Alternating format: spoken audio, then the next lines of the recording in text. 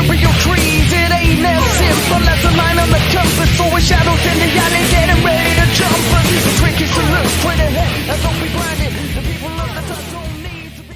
Hey guys, it's Gilmy again. How's everybody doing? I'm hoping you had a fantastic Christmas, and with New Year's coming up, hope everybody has a fantastic time there. I have an amazing guest today, guys.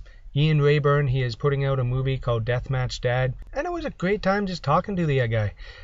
Really cool dude, big fan of deathmatch wrestling like myself, and it was just really fun to just talk about it and to find out about his project that he's putting on. It was a really fun chat, just talking wrestling and talking about introducing deathmatch wrestling to people who have no idea what it is, and it's just really fun to do. And yeah, just want to say thanks for coming back, guys.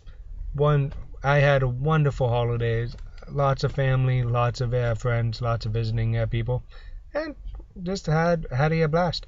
Just want to say thank you to my advertisers. Go check out Solid Designs on Instagram.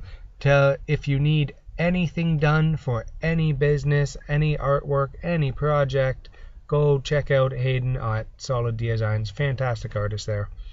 If you want to get your house smelling a little bit better, I'm not saying it stinks, but I got a dog, I got a cat, and I got 4 kids. I'm thankful for my Sensi diffusers. Right now, I think I got the coffee house, which is really nice, just because I love the smell of coffee there. And go check out Tabby Lynn's Sensi page on Facebook. Wonderful site there. And tell her Gilmy sent you. Check out Bats in the Belfry Art on Instagram, because it's one of my favorite pages. She's eventually going to be taking commissions again, so keep an eye out. Follow her page, guys. We all have Instagram. Go check out Bats in the Belfry Art. And the big sponsor, the one that keeps the lights on here, go check out theloveshop.com, guys. Grab your partner. Go check out out those sites, because it is really fun. Just even looking at everything, and who knows, you might actually pick something up as well. And well, here's Ian, guys. Hope you guys enjoy this episode as much as I did re-recording it, because I had a blast with this guy, and it was so much fun just talking wrestling, talking deathmatch stuff. Learned about Indiegogo, and yeah, why would I give it all away there, guys? Hopefully you enjoy it as much as I did. Thanks. Good morning, good evening, good night. Hey guys, how's it going again? This is Justin again, aka Gilmy on Gilmy Talks, and I have a fantastic guest today, a very interesting fellow. I have Ian Rayburn, aka Blade, as he's starring in his latest indie film, Deathmatch Dad, which I'm actually really interested in, and I can't wait to see the whole thing. Some of the listeners probably know about it from Macabre Arts Professional Wrestling, which was a great show, which I tried to go to, but aka life, anything outside London for me is very difficult to go out and go see sometimes. So Ian, how's the day going, man?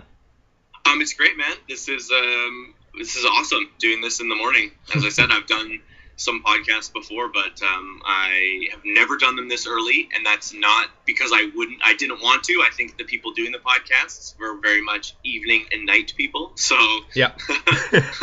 Yeah, this is awesome. This is great to start the day, like talking about yourself with like a cool dude, man. Thanks so much for having me. Well, thanks for coming on, because it's absolutely. Hey, podcasts are just fun. First question, I like to ask, how did you get the? Okay, let me change it up a little bit. I normally ask the spark for wrestling and that. How did you get bitten by the acting bug?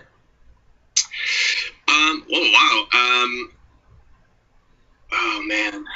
Well, the cheesiest answer really is it bit me from birth. I mean, All my parents was always really artistic. My grandpa was a photographer and a jazz pianist, and my dad was a piano player as well and a photographer. So there's a lot of pictures and videos of me over the years as like a child just doing like dances and like monologues to the camera and stuff like that. So it's kind of like, as long as I can remember, I was always just performing in some ways, whether it was like anybody who would look at me and talk to me, to like actually doing theater and like some like children's musical theater and stuff like that. And then when I got older and I got into movies, then that changed my whole life, because I was like, oh, these are the best things ever. Action movies, horror movies, comedies, you know, I'm watching Ghostbusters and Aliens and Jaws, and it's like, this is the craziest stuff ever. That I didn't know I wanted to do it, or it was just like, this changed everything. And then I started watching professional wrestling, and then that changed everything, because the live aspect, right? So it takes me back to like the theater stuff. So it's I don't know if there was one particular thing that was like, oh, I want to do it because of that. I was always just kind of doing it, and as I got older and more mature, it kind of matured as well into where it is at now, where I do it professionally. How I love to describe wrestling to people, it's a live stunt show with a soap opera aspect. Yeah, it's great. It's just a great way to put it. Oh yeah, because I've talked to many wrestlers, and it's like, in a live environment, you get one take. You don't get you can't go back and do 20 kicks or 20 punches, like. And I'm not saying that stunt guys are. No, because in movies you got to get it perfect. Every single, you got to get the best possible shot you can. Pardon me. Oh, sorry, man. I've honestly been up since 5:30. That's just craziness, though. That is crazy. Yeah. So mad respect to you on that. Yeah, it's enjoy your coffee. Hey, honestly, it's already done. Drink number 2. There it is. Did you just get into wrestling as a kid? Was it your parents watching it, your grandparent, or you just channel surfing one day and you're like, what the hell is this? Yeah, like I do remember now being such a fan of it and knowing the history of all the wrestling. I do remember my dad would watch it in the late 80s, like 89, 90, and I would remember seeing, Hulk Hogan and Macho Man and being like, okay, like this is like a show, like I get it. But I didn't really get into it until I had a friend. Because of the movie now, I've really been thinking about wrestling a lot. I actually had a friend in like grade school, in like grade 1 to 3, in and around there, and he loved wrestling, and so he would rent all the Coliseum videotapes from the Rogers Video near us. And so when I would go to his house and hang out with him, we would just be watching like Royal Rumble 92 and like WrestleMania 3 and just, I would just sit there and watch it, and I was like, oh, these are the guys. But at the time, it was in the 90s, so then I started watching Raw on TV and WCW. That, for some reason, was like easier for me to watch. I don't know if it was on earlier but I wasn't allowed to watch it. I got in trouble a lot. I had to like sneak watch it as a kid. And then like 95, 96, I was like just allowed to watch it, I guess. I don't know. And then it just started, and then the Attitude Era started right after that. And that was like, as like a budding teenager going into the late 90s, 2000s, it was just like the best time to watch movies and watch wrestling and the storylines, the blood, the DX, Stone Cold, Mankind, The Raw. It was just like too much for me, and then I was hooked, like for life. I actually stopped all acting, even thinking about that, and it was just like, I'm just a wrestling fan now, and that's like all I did. Oh yeah, the magazines, tape trading, the posters, everything. It was like everything. Yeah. And now that kind of leads me into my next question. How did when did you watch your first quote unquote death match, hardcore match? And Yeah. it's kind of a big umbrella where what death match is now, because there's death match, then there's hardcore, then there's so many different stipulation matches, because some people say ladder matches and table matches are hardcore, but they're not death match, and there's just I just think it's all good. I personally enjoy it. I'm a big fan of I'm a big fan of Death Proof when they're putting on their shows in Toronto. January 1st, people. Hair of the dog. Yep. I think, what did he announce? He's doing like 100 cheese grater match or something. Yes, very good friend of the show, Warhead is. Yeah, Warhead. Yeah, great guy. Doing 100 cheese grater match, and Crazy. I think it's against the winner of the VIP match, the 6-person roulette match. So you get to win and then go and do a cheese grater match. Crazy. And, hey, I got my VIP ticket, so you guys, you guys, if you are there, come on up and say hi. Do not steal my chair, or else I will sit on your lap. It will get weird. I'm just telling you now. But when did you first see death? Deathmatch. I got into ECW later on. So I didn't want. So a lot of people got into hardcore wrestling and then deathmatch wrestling through ECW. I love ECW and I did watch it, but that wasn't until the 2000s. I think when it was on TNN is when I started watching ECW. But this is not a death match per se, but it was Mankind and Shawn Michaels at Mind Games, and I remember I watched that match, and I was like, "This is crazy." They did the super kick with the chair, they did table stuff, he took concrete bumps, and I was just like, "Wow, this is all for real. This is awesome." So then I started liking Mankind.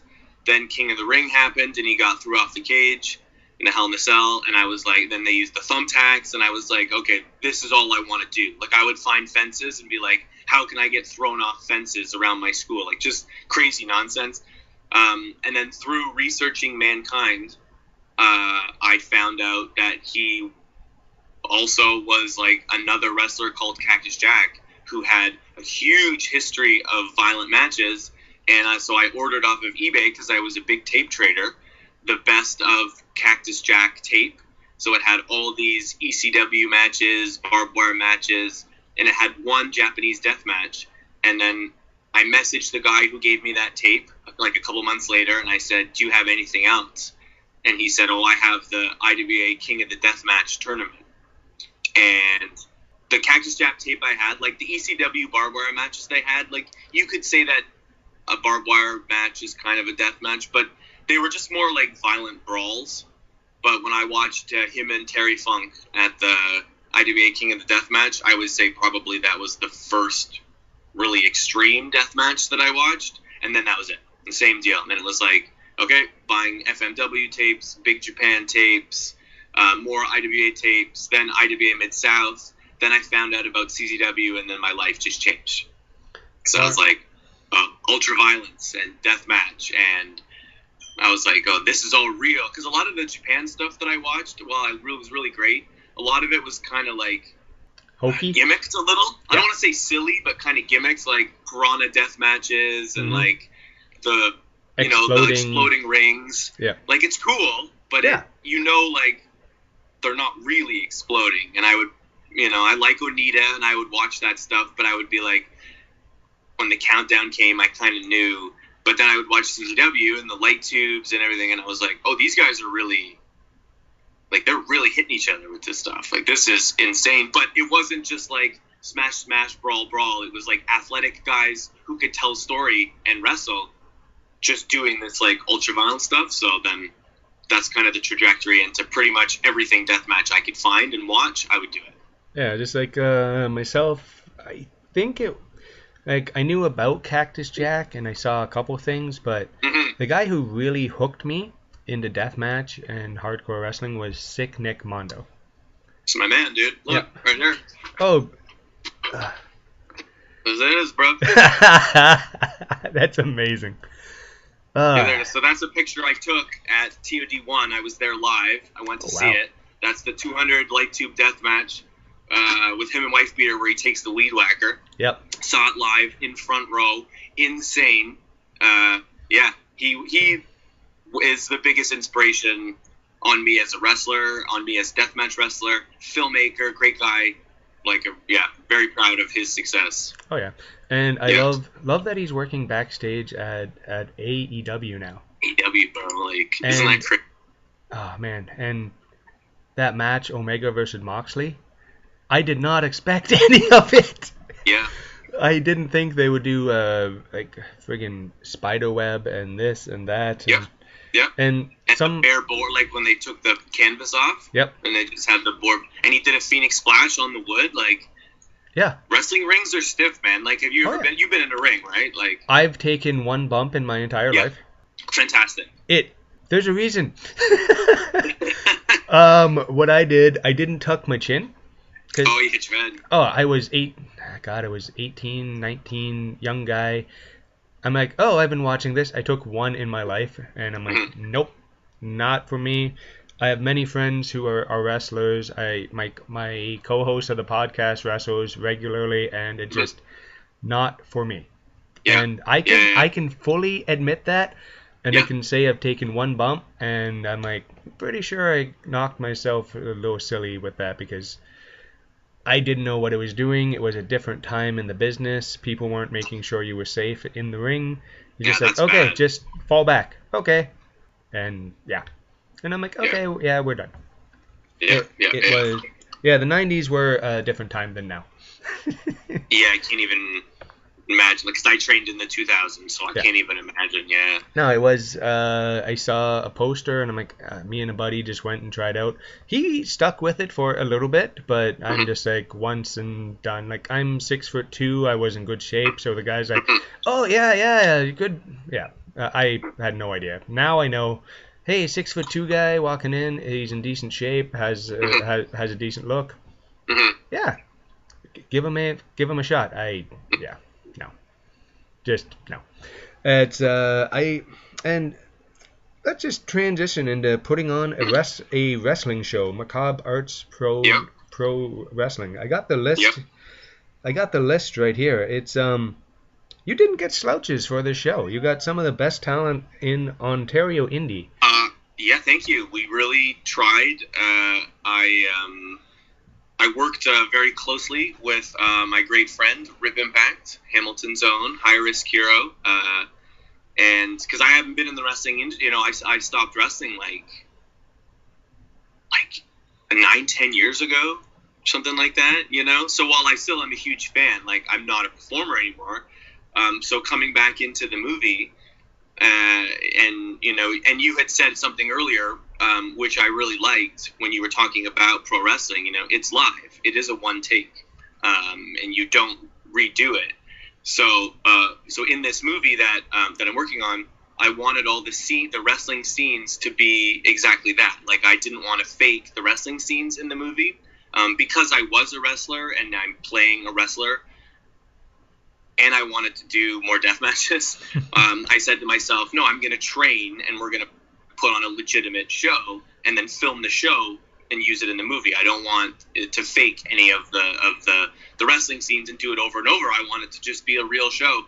We put on a legit show. I made up a company, and I just wanted to put on a show that I would have wanted to watch. You know what I mean? That's why I liked CZW in the 2000s so much, because it was just they had everything: high flying, technical, spots, and then ultra violence. And I was like, oh, this is pretty great. So when we booked the show, I wanted to get people that I liked, and then I didn't know a lot of the wrestlers, so that was great, kind of reaching out and meeting them, and we wanted to have an exciting show. Also, to be honest, and you're a local fan, there isn't really a lot of that level of what we did deathmatch in Ontario, at all. Right. So I didn't want to have, and there's a lot of family-friendly wrestling around here, so I didn't want to have a regular family-friendly wrestling show, and then the main event is like an extreme death match, and because people walked out at the show during the death match, I guess like local fans who wanted to come watch who like didn't realize, and we start hitting each other with light tubes, and they're like, I'm out of here. Like, because it's not for everybody. It's not for everybody. And no, so yeah. I truly understand that. It's because I'm a little bit of a sick fuck, and I like to see people get hurt. Because safely, and I love hardcore wrestling fans. I love deathmatch fans. They're an interesting breed, and every single one of them has a story about why they like it. And including myself, like I got I loved Sick Nick Mondo, and I loved watching CZW, but the moment I got hooked was Hardcore Road Trip 1, which was in London, not the second one, but I met all the Death Proof guys and the hardcore guys, and I just walk up at the end and just say, hey, these ECW guys are great, but I'm here to see you guys. And there was a member of that crew who actually dragged me around and introduced me to every single Death Proof performer that day. Like, and every single one, like, I got photos and moments and time they were talking to me. And the moment I got hooked was, like, the show was over, the 6-man barbed wire match was there. I broke every single wrestling rule, knowing that I did this. Don't do this if you are listening to this show. I saw Warhead on his back just rolling around in the ring. So what I did was walk up, I grabbed the barbed wire, I lifted up for him to get out of the ring because he couldn't do anything. Once again, I broke every single rule as a fan. Don't do that. And so... But you used your better judgment to help him. Yeah, because he was hurt. He was... Because barbed wire is messy. I can tell you, yes. Yeah. And he had... it was an amazing match. Mm-hmm. Still love it to this day. It was a clusterfuck of a match too, as barbed wire matches are. So I hold the rope up. He has the a title belt. He puts himself over my shoulder because I'm not a little dude, and I just help him to the back, and then we stop and lift the barbed wire for the other guy who's in the ring. Then he gives me the title belt that he just won to carry to the back because he says this thing's fucking heavy. And he's like, okay, put it up, and I scream Death Proof while walking him to the back and hand him back and hand the title back. No video evidence, no photos, no nothing. But you experienced it. And I'm with a buddy of mine who's just standing there, jaw agape, just looking at me going, if you would have told me that just happened, I would call you a fucking liar. It was, so I broke every single rule as a fan right there. Also, as you should be during a hardcore show. Yeah. But you know what? It's also like, and I agree with that. Yes, like, fans stay out of the rings, but at the same time, you used your better judgment and it did work out. And what a moment, you know what I mean? Yeah. And that's like an experience. Like, again, I love deathmatch wrestling, and with the movie, I've been talking a lot about it. And to people who, like yourself, know about it, and we can talk. I also talk to a lot of people in like the entertainment industry who have no concept. They don't even know wrestling. So then you introduce the idea of like heavy, like real violence. They're like, you bleed for real? Why? You can fake that. This is like you're making a movie. They have special effects, blah blah blah. And I'm like, yeah, it's very hard to explain. But that is a great moment. I've never heard anyone articulate it like that about the moment you had, which helped kind of instill the love of this genre. So that's really cool, man. That's a really cool story. And I've met so many people throughout it, like some of the big names like Necro Butcher, Masada, God. Those are two of the big ones, like Casanova Valentine, Joe Attell. Awesome. Just amazing guys who have done a lot of this deathmatch over the years. And they're the most articulate, nice guys on the planet. The craziest dudes, then they're so kind. Yeah. Like what was it? I bought Masada a beer, and then Necro comes up and he's like, "How come you bought him a beer? I've been doing this longer." So Necro Butcher is talking to me, and I'm just like kind of geeking out how I have Masada on one side, Yeah, dude. Necro on the other side, and I'm like, I will buy you a Corona. I don't care. Of course, of course. Yeah. So Wow. that was an interesting time. It just those little moments you can't pay for them. Well, and that's it. That's beautiful, you know. Like, and as a director, as a filmmaker, it's like when we're making stuff, it's those moments I look for. You know, we like the happy accidents where you don't plan it and it just happens, and you're there to capture it. And to me, like that's some of the best stuff. I want that in everything that I do, even as a wrestler. You know, and sometimes you plan something and you go out there and it doesn't work, or the crowd is different, and so you go, okay, well, we have to change gears, and sometimes it doesn't work out. Other times, like the show we put on, I mean, top to bottom, nobody got hurt, everything worked out. I was like, you couldn't have planned for that better, and we just went with it, and it all worked out. You know. Yeah, because okay, I got the card right here. Let's go from the bottom. Okay, you had Rip Impact, an Ontario staple, one of the top trainers in this province, wrestling on the show. I'm not sure who he wrestled because I'm looking at a question mark there. Yeah, but, so he wrestled Lionel Knight, and then cool. Alessandro Del Bruno. It turned into a three-way. All right, it was killer, man. That would be an amazing match. Then you got Chris Logan versus Evan Greenway. Crazy. And Evan Greenway is, in about 2 years, he's going to be a name, I think. Oh yeah. I'm huge fans of both of them, and See, I love their matches. Oh yeah. And he was actually on the charity show I ran, so thank you. Oh, sweet. Yeah, no, he's great. And they went crazy. They did, I would say they did a straight up hardcore match. Yeah. And fans know the difference between hardcore and deathmatch. I'm not saying like, oh, well, we did a deathmatch, so we were better. No way. They kicked each other's asses. It was awesome. Yeah. They used Lego and graders and pile driving through chairs, dude. It was wild, yeah. And the ladder match with Airstrike versus Fight or Flight. Crazy. Fight or Flight is one of the best tag teams, not only in this province, I would say Canada, North America right now. So good. Those two guys work so well together. Yeah. And then... But greatest singles as well. Oh, yeah. They're both two very talented dudes. And you got Airstrike. Probably Tyler will probably send me a comment about this because he hates it when I say this. But probably the most up-and-coming tag team in Ontario right now. Yeah. I would put them and Empire as the two... In a few years, those are going to be the two big tag teams that we see all over North American indie. Yep. That's what I'm saying right now. Then you had Justin Sane versus Corey Stone.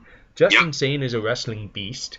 He's so nice. I had not met him before, and so he was a guy that I met through the wrestling community now, and the nicest guy and an absolute beast. You're right. Yep. And a great wrestler, very entertaining. Yeah. And then former, I think he was HPW champion at the time, Corey Stone. Corey Stone, bro.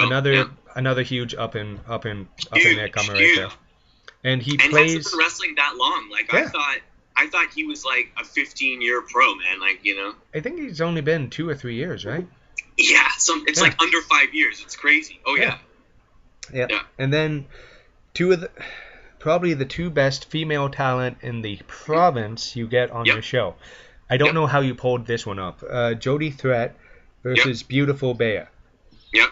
Well, you know how? I just asked, man, I asked and hoped for the best. Yep. And because awesome. Big fans of both of them. Yeah, I was just a fan of both of them, and I thought, why not? I'll try. They don't know who I am, and it actually worked out, and it's great. They're both incredible and huge talents, and Jody just wrestled Kylie Ray at Alpha One. Huge, shout out to her. And she's had a WWE tryout, and and she is honestly, I saw her versus Josh Alexander live. Yeah. That was probably one of the hardest hitting matches I've ever seen. Yep. Oh yeah, And she takes it. I'm a huge And gives fan of the intergender wrestling right Yep. right now. If Yep. it's done right. Yes. If it's just a dude coming out smacking a girl around, No, nobody yeah. wants to see that. And that's No. what everybody thinks intergender is. But it's a legitimate No. athletic competition between Mhm. two athletes, not male Mhm. versus female. It's No. two athletes doing what they do best. Yeah. And beautiful Bea, probably one of the nicest people in the entire Yeah. province. Not just She's so not just wrestling. Probably No. one of the nicest people in the entire province. Yeah, I agree. Who will eventually come on my show because it just timing never works out. But and then yourself, Blade versus Scotty O'Shea. And The best, bro. and it's just so hard not to call him Hacker. I don't know. I called him Hacker too. Oh yeah. He had the keyboard. He hit me with the keyboard. It was an honor. It was awesome. Yep, and the little buttons going flying every They went flying. everywhere. A lot of stuff was flying that night, you know. Yep. Oh yeah, because when I heard that Scotty O'Shea was doing a death match, Yes. I thought I heard wrong. Yeah. Because he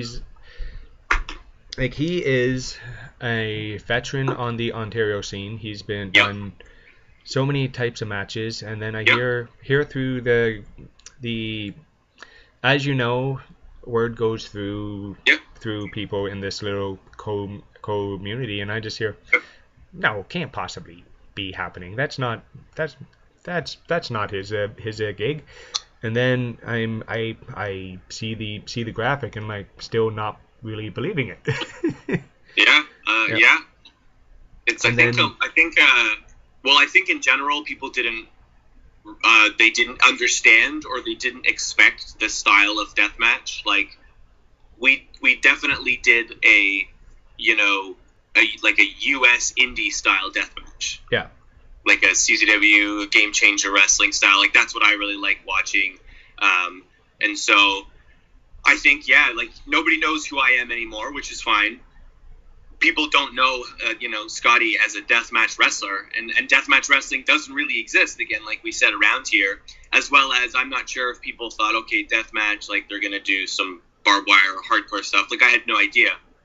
I definitely heard it when we were in the match, and every time we brought out more light tubes, the pane of glass, the gusset plates, whatever, people were just like, what the fuck? Like, this is, which was great because we filmed the whole thing, for the movie.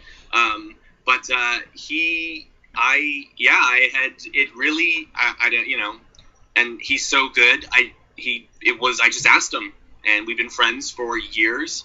And when the short film that we made of the feature film we're working on now, I've toured it like around film festivals the last like year and a half. And when we got into a festival in LA in September, he just messaged me and he was like, oh, that's so amazing. Congratulations. If you need any help on the movie, I'll hold lights, I'll do whatever. And I said, well, that's incredible because, I want to do real wrestling scenes in the movie, and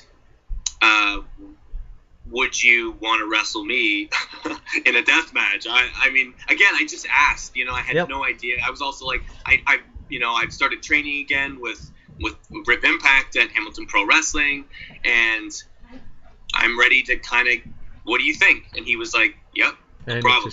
That's I couldn't believe it. I was it was one of those things that are just like, all right. And he went, bro. He did not.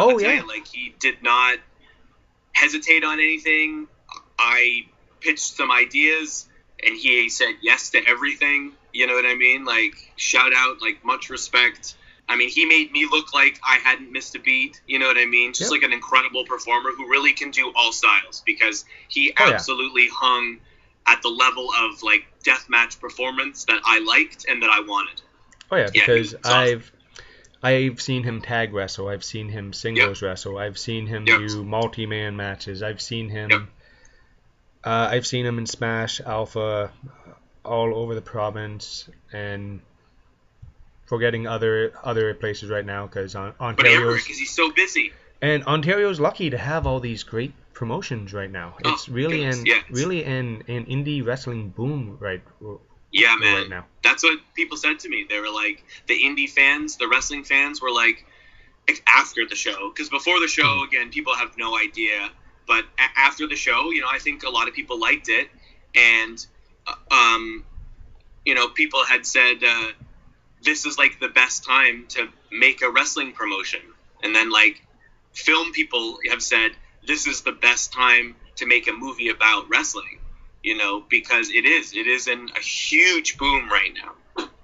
And with that, do you see yourself putting on a second show?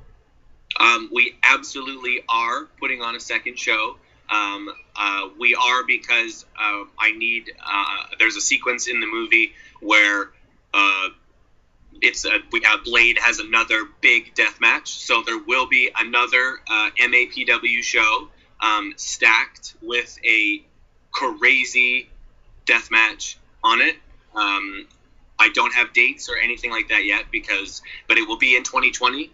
And so absolutely, we're going to do it again. Yep. 100%. Gilmy Talks announcement right there. Yes. Yeah, 100%, man. Yeah, absolutely. Oh, yeah. And if you are free, I would absolutely recommend you to come out because I think you would really enjoy it. Oh, I would. It just yeah. I know, dude. I know. we were talking a little bit before, and my busy life there. You're a hustler, man. No, absolutely. Oh, yeah. Workaholic too, and while balance is key, I totally respect that because I am the same way. Okay. And you mentioned about stepping back in the ring with Rip. Was it like did it take a little while, or was it kind of like riding a bike? A bit of both of those things. It did take a while to sort of adjust back into just bumping again.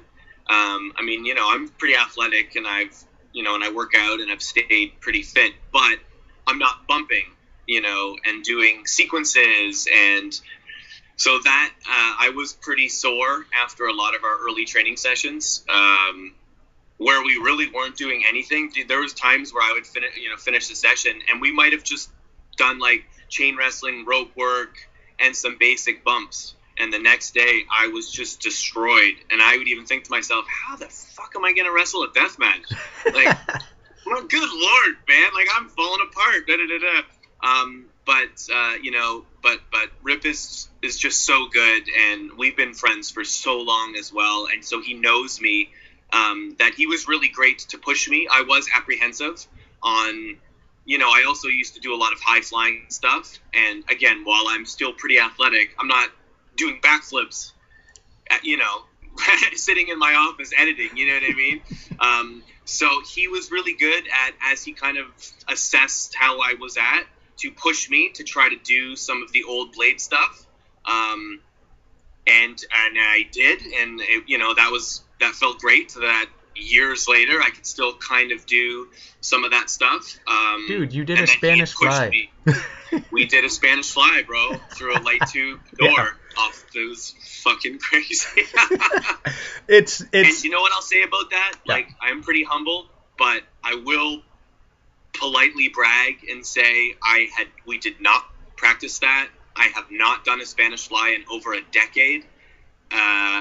I've never done it through a light tube door. And again, that's one of those things, man, where it's just like, we just said, let's do it. Fuck it. We did it. It's perfect. Nobody got hurt. Well, a little. I mean, you get like in death matches when I say hurt, like I didn't like sever an artery and the match had to stop. Like, oh yeah, I'm covered in scars, but whatever. Like, it is what it is. But it's and I wouldn't have even thought about attempting something like that if Rip hadn't sort of pushed me in the training. So it really felt good. And then as we got into it, it was kind of like a bike where I was like, okay, I can kind of go. And then of course, as you get into it, I was like, maybe I should just keep doing this. And I was like, oh my God, I can't think about that. Like, I have to make this movie. I can't think about like retraining, And I totally respect. And the guys, you know, all your friends who are wrestlers, Mhm. you know, it's a lifestyle, man. You're wrestling. You know, I just talked to Tyler, and he said he did like 60 plus matches last year, Yeah. or this year. You know, and I, you know, Holden Albright. You know, I think he said he had over 100 matches. Yeah. You know, that's crazy, man. That's every weekend, while still like having a life and having a job, and I respect that. It's like, if I'm going to do that wrestling, I have to go all in. I can't like be an actor, filmmaker here in Toronto and be an indie part-time wrestler, because I wouldn't be able to give it the time. Right. But I definitely felt the itch, because it is unmatched. I mean, I don't do drugs, but coming back to wrestle in a death match that was good, you know, after wrestling for 10 years, like I've never felt anything. I'm assuming it's why people do heroin or something crazy like that, you know. It was insane. That adrenaline rush cannot be beat. I can't even, and it's absolutely why deathmatch guys do it, because there's no money in indie wrestling. You know what I mean? When I was wrestling, I didn't make any money ever. You know, I've made more money sitting on set for a commercial where I don't have any lines, I'm just sitting there, than I ever did in my entire year as a pro paid wrestler, you know. But I wasn't doing it for the money. We do it because we love it. Yeah. And people who don't get wrestling don't get that.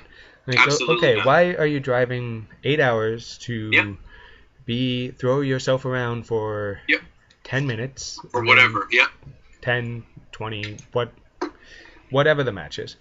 And you get paid not much. Whatever, Yeah. And for up and coming wrestling, because for the younger talent, you gotta help set up the ring, chairs, this, that, the other thing. You gotta earn your spot. Yeah, 100%. And that's one of the things that I learned from interviewing wrestlers, that you just don't you just don't decide, hey, one day I'm just gonna be on a show. No, it's and I just want to ask about I'll probably mess this name up, but iRapes Films. yeah, absolutely. Yep. So iRapes Films is my production company. It was my Xbox Live username in like 2008. It was just like iRapes whatever. And then when 2 years ago, when I was like registering my company with the government, I was just like, okay, I'll just do that. Because I couldn't think of anything else, and I just needed to put something on paper. And then unfortunately now it's stuck. So it is my younger self social media name as my film company. But it's I do a lot of, you know, paid videography work as well. Weddings and corporate videos and music videos and whatever, pretty much everything. I've shot it except pornography. You know what I mean? Like it's so so we needed to do that, and then through that as well, we've produced documentaries and short films, and worked with other filmmakers and actors and writers and created their projects, and then through that I've done my own films, which has primarily been short films because they're faster to do and cheaper, and so, you know, you need a weekend and you can do like a really cool, but at the same time, now that I'm really in the business of, you know, filmmaking and that, there's no money in short films, so obviously the next step is to move into feature-length films, and so that's where we're at now. So Deathmatch Dad will be my first feature film under iRapes Films. Hey, and let's talk a little bit about Deathmatch Dad. I know we're talking about the cool spots, but I did some reading, and the story seems really cool. Could you tell us a little bit about the plot, synopsis? Yeah, absolutely.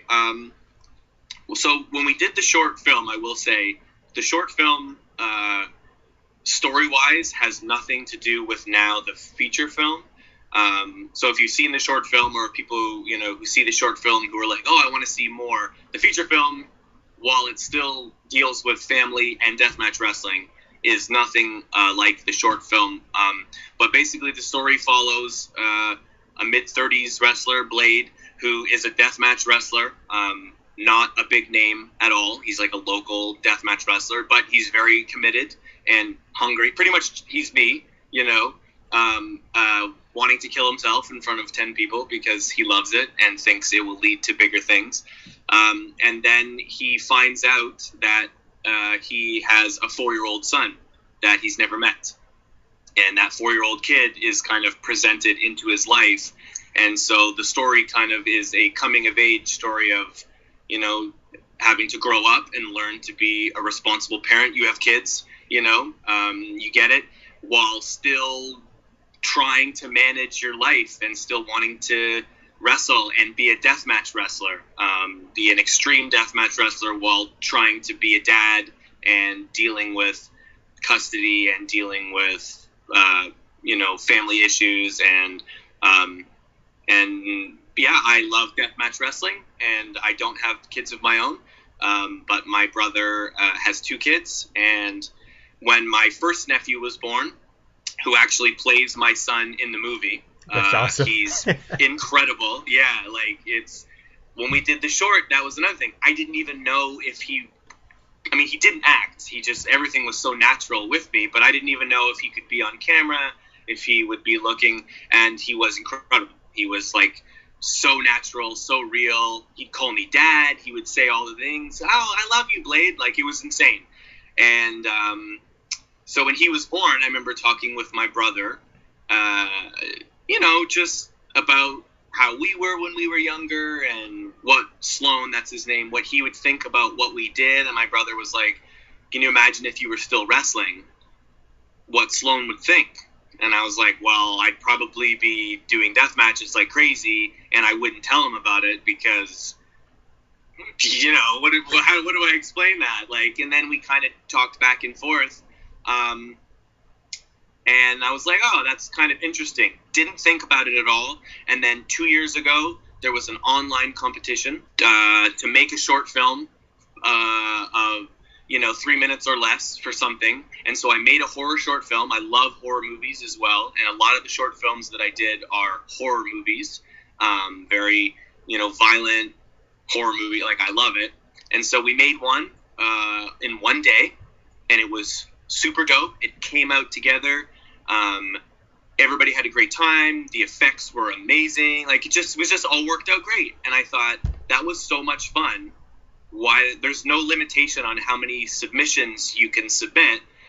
We still have another week. Let's just make another day short film. Well, what are we going to do? I had no idea.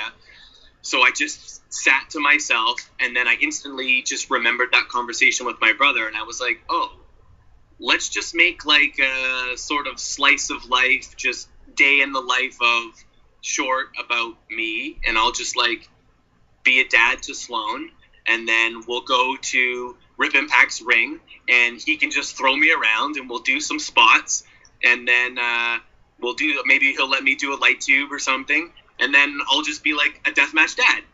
And I was like, perfect. And so we did it. We shot it in 2 days. We really didn't have a script. It was just pretty much that. The one day I was just with Sloan, and we just went around Hamilton, and I just acted like his dad, and we filmed it, and he was great. And then another day we went to the gym, and I trained with Rip for a couple hours, and then we just shot just spots. We didn't do a match or anything. The camera was in the ring, and it was not like I wanted for the feature. We actually did stage things and would make sure they look good. And then when we did the light tube and the deathmatch stunts, we had them all set up because we could only do it once. And then I'd be all cut up and we can't redo it.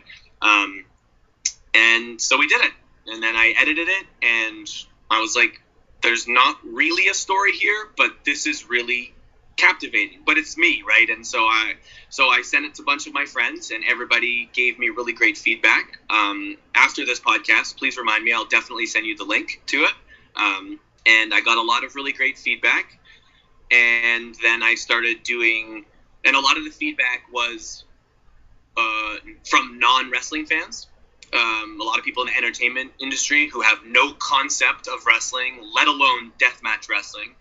And, people were like, why is he doing this? And he must be doing this for his son. And, oh, he's going to the limits to make ends meet for his son. Where's the mom? Is she dead? What? I want to see more. Like a lot of, I want to see more. And then I started submitting to festivals, and we did about a year and a half, and we did really well in festivals. We had won some awards, and we did really well in LA, which got us some attention. And we had met with a producer and a distribution, and they were just like, we want to see more. At that point, I had already in my mind been like, we need to make this into a full-length movie. And I need to start training for wrestling again, and we're going to put on a real show, and we're going to do a crazy death match for the movie, and I'm going to get a new camera. Like, I had all these ideas in my head, and then flash forward to, like, probably half a year ago, we started pre-production. Then we went to LA in September for a festival for the short, and I met an investor there, and we signed a deal, and then I came back, and it was just, like, into pre-production, getting locations, doing casting, writing. My screenwriter and writing partner Daniel, wrote an incredible script, and then I started training with Rip and scheduling times, and here we are. We did the show in November, one of two shows that'll be in the movie, with, as you said, a lot of incredible talent. Local talent, which I'm so happy to use, because Ontario has a fucking incredible wealth of talent in all aspects. I'm not just saying that. Look, no, me neither. I just want people to take the 2 seconds and look up Ontario talent. Like, yeah, I would put most of the top tier Ontario talent against the WWE right now, because they're that talented. They're that talented, and, man. Like, our guys are that good that they're getting picked up in Japan. Like, Psycho Mike's gone to Japan. Yeah. Warhead went to Mexico. Yeah, People are going, like, in a few years, our talent base is going to be worldwide. So enjoy them now while you can. Go to the indie shows. See them while you can. Like Carter Mason. How is that guy not signed yet? Oh, and that's crazy, God. because I trained with him when he was like an early teenager. So, it's great. And it's incredible because, when I stopped wrestling is right when he ramped up. And when I stopped wrestling, I really went into the acting, filmmaking world. And so I really didn't focus on the wrestling world, let alone the Ontario wrestling world at all. And so coming back into it and talking to him now and seeing how he's like physically developed, and then B, into, he's wrestling on Monday nights. You know what I mean? Mm-hmm. Like, it's like, and all these, same with Psycho Mike. Like, I never knew him as Psycho Mike. You know what I mean? And same deal. And then it's like, oh, you're like the guy I used to train with, that we would like joke with, and now you're super proud and like astonished, because these guys are killing it. Like you said, we're not just saying it. It's and there's more than just those three. They're the three that everybody. Like, man, there's Cody Deaner going to Impact Wrestling, one of my personal favorites, who actually main evented Ethan's fight, and he went all in behind the scenes to help and promote and get tickets and get people there, and he gave so much of himself to that cause. And it would just, actually all the wrestlers there on that day did, from the moment we got the gym to, like, these guys stuck around for an hour helping me break down the chairs and making sure everything's done right. And it was crazy just seeing all these guys just so it is a real family. I've never especially being an outsider, I was very apprehensive. I will admit, I don't think I've ever said this out loud before, but I was very apprehensive. As a filmmaker, I know exactly what I want, and as a person, I know myself. And so I know what I can do, what I want to do, but I'm not in the wrestling world. And so I was very nervous to, see if anyone would even be interested. I'm not a promoter. I'm not a wrestler anymore. but I knew I wanted a good show with the best talent. And I was really scared about being in the main event. Obviously, we had to be in the main event because we were using panes of glass and bundles of light tubes. And I mean, it's like I'm not going to like force other people to wrestle in non-death matches in that ring. I mean, yes, we have a ring crew in that, but it's like, no, like that'll be the easiest cleanup. And so, you know, it wasn't like an ego thing. But I was nervous. I was like, oh, I don't want people to think, oh, the promoter's putting on his own show, so of course he's in the main event. Like, I had a lot of reservations.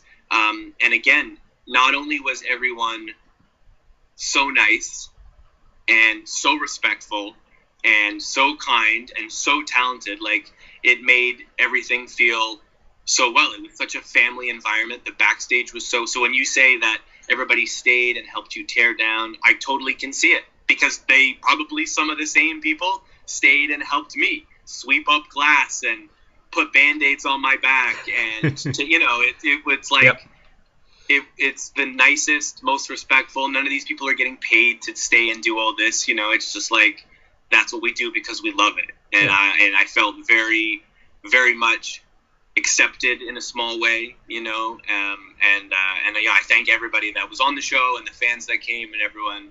The photographer, everybody, you know, it's a great environment in Ontario right now as well. It seems. Yeah, which I have like 2,000 pictures of that day, which is great. A buddy of mine did all the photography work, and he actually has a photo of them in the corner talking about it, which is very, very cool. Interesting, but I mean, it's. I just never did a death match or a hardcore thing, a weapons thing ever without at least telling the promoter. Most of the time, they would ask me because that was kind of my thing. I get booked to just do gimmick matches, but it would be like, you know, I'd say, "Hey, Justin, we have a barbed wire ladder. Like, you're cool with that, you know?" And they'd be like, "Maybe lose the barbed wire, you keep it," or "Yes, amazing," you know what I mean? Yeah. But I never did anything as like a surprise. I noticed an Indiegogo project to help raise funds. How exactly does that work? So this is my first time ever doing a crowdfunding platform. I've never done it before. Most of the projects that we've done, we either had private investing or I just produced it on my own money or our team's own money. I think it's very different for everyone who uses it. It's a different experience. I am not solely relying on a crowdfunding as our budget because you know, you don't know if you're going to get the full amount you ask for. So it is one of several different money-making fundraising options for this film. It's a lot of work. I can say that. A lot of the lead up, even just making, you know, your campaign on the page. It's a lot, you know, because it's like you have to write out everything very specifically in a way to attract people, you know, who you don't know, and then you have to make a video, you know, talking about the project. And while I know everything about my project because I'm, you know, making it, I was like, how do I talk about my project? You know what I mean? So that was really difficult and took a while. And then following, you know, reaching out to people. So, you know, not just posting it on social media, but emailing it out. Research, you know, doing mass email lists, going through all your contacts, basically asking people for money. Because unlike, you know, the traditional crowdfunding where it's like, I have a device. You don't know who I am, but I made this little USB device that makes total sense. So you're like, I want that, so I'm going to donate.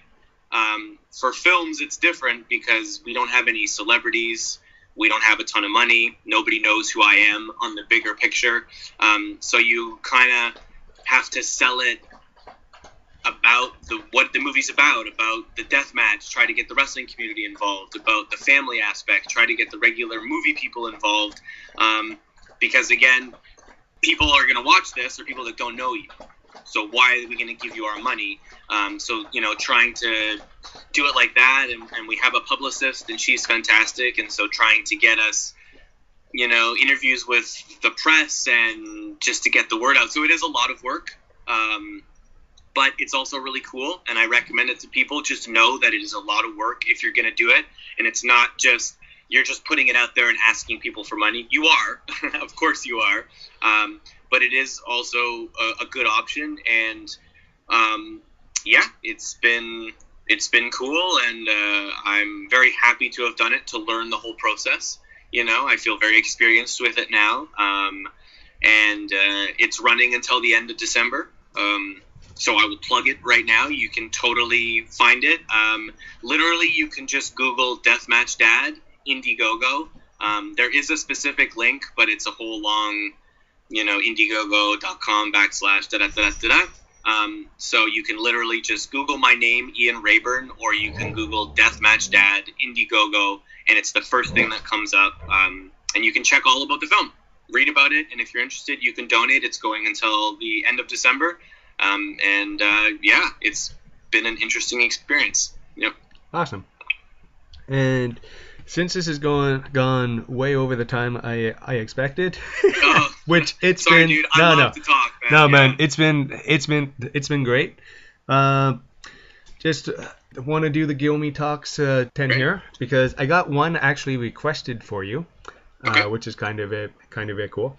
But just want you to throw out all your socials so people can find you.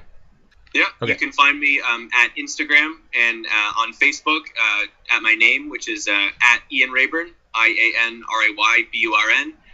You can find my website, ianrayburn.com, which pretty much outlines everything that I'm doing, updates. I update regularly to all that stuff, just about where we're at with the movie, where we're at with the wrestling shows, other projects that I'm working on. I try to be pretty active with it on all those stuff. And now for the super fun part, the Gilmy Talks 10. All right, brother, give it to me. All right, first one: cake or pie? Cake. You were the first Yeah. one that you were the first one in like 3 years to say cake. Yeah. The thing about it is, I love pies, and my mom bakes, and she makes incredible pies. But I have pies all the time, and they're delicious, and I'm so lucky and blessed. But I love cake. I fucking love ice cream cake. Oh, yeah. It's my birthday next week, and I usually get ice cream cake. And I also really like the $10 Sobeys vanilla frosting kind of bullshit cake. I just love it. So Awesome, man. Yep. All right, poker or chess? Oh wow. Am I allowed to say neither? Yes. Yeah. Yep. You can say anything you want. Yeah, I enjoy watching both played, especially at a high level. It's really interesting, but personally, I don't play either. No. Okay. Superman or Spider-Man? Superman. Pants? Always. Pants or shorts? I don't know, man. Yeah, I would say both. All right. Salty or sweet? Oh wow. Jeez. Both, but I think sweet more. All right. Yeah. This is the one specifically for you. Okay. Light tubes or barbed wire? Light tubes. Yeah. Which is crazy because they're so unexpected. Like, you either nothing could happen or you could sever an artery and bleed out. Yeah. But I love the look of light tubes exploding. Oh, it does. It just love it. with the white mist, and it just there were one photographer who does all GCW or CZW. He gets Yep. those amazing shots like with the panes of glass breaking into slow mo. Smashing. Yep. Oh, It's so crazy. Cool. Jeff from Shooting the Indies, who's incredible, came and he got some amazing shots of light tubes blowing up on our heads. It's art, man. It's as we said earlier. Yeah. But I love light tubes. All right. Slippers or barefoot? Slippers. Hey, the people send these things in, so I just Yeah. 3 meals a day or snacking throughout? Yeah, snacking throughout. I can get pretty busy and I forget to eat sometimes, which is crazy to think about. Yeah. Apples or bananas? Bananas. And my favorite one, which has created many discussions on the show, toilet paper, over or under? Wow. Well, interestingly enough, I think in the new year, I'm going to buy it's so funny. I'm looking into buying a bidet to actually cut down on toilet paper consumption. So once again, neither, I guess. I would say, what's my instinct telling me? Over? Yeah. I just if you put 2 eyes above the toilet paper roll there, like just googly eyes, you either have a beard or a mullet. So. Oh damn! Yeah, I guess you're right. That's hilarious. Oh, that's clever. Oh yeah, so I guess beards are better than mullets, I guess. Well, I love that facial hair, bro. Oh yeah. Where me, no.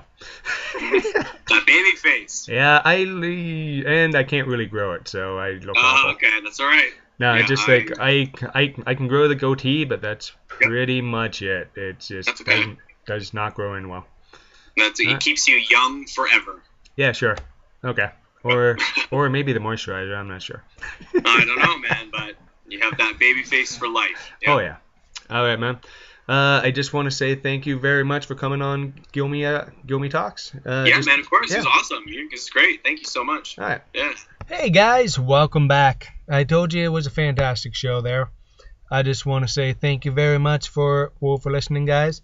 And I'm going to put a little bit of a blooper reel on the very end if you want to listen to that. Or if you've had enough of me, that's okay too. I just want to say thank you very much to Ian Rayburn for coming on the show. It was a fantastic chat. I love talking to the guy.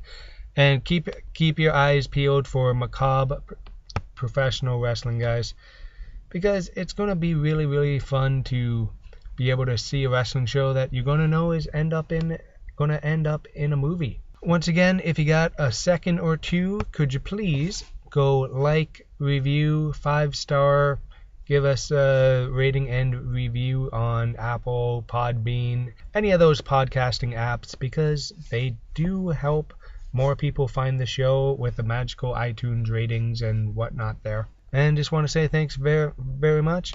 Once again, if anyone needs to get a hold of me, check out the Gilmy Talks Facebook page, Justin Gilmet on Facebook. Just message me there. Or my email, justinmgilmet@gmail.com. Once again, thanks for listening, guys. Have a fantastic holidays and Happy New Year.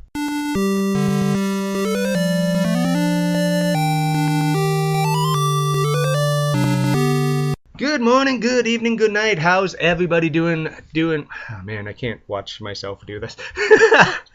Okay, take 2. This is why I never do anything live. Yep. Good morning, good evening, good night. Hi guys, this is Justin again, aka as we fucking start. God damn it. Great. All right, I am leaving. I'm leaving that in. That's great. All right.